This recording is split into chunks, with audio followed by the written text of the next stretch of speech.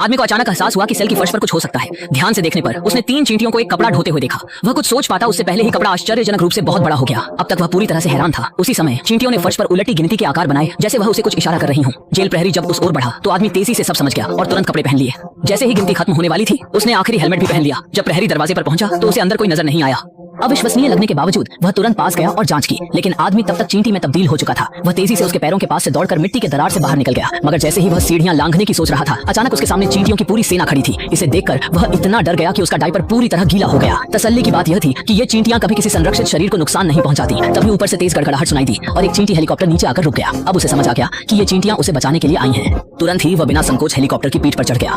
उस समय जेल के अंदर आदमी के भागने के कारण सब कुछ अस्त व्यस्त हो गया। उन्होंने पूरी सुरक्षा टीम को उसे पकड़ने के लिए भेज दिया और आदमी ने इस मौके को उपयोग करके तेजी से सफर किया। लेकिन अचानक एक मोटरसाइकिल अत्यधिक गति से आगे आई, जिसकी उत्पन्न वायु द्वारा वह सीधा बस में फिसल गया। वहां से वह सीधे महिला के बालों में गिरा। फिर उसे थप्पड़ द्वारा अखबार पर मार दिया गया। अभी वह सांस भी नहीं ले पाया था कि खिड़की से निकली गर्म हवा ने उसे 100 मीटर की ऊंचाई तक उड़ा दिया। बार बार की झटकों के कारण पहली उड़ान में आदमी को चक्कर आने लगे।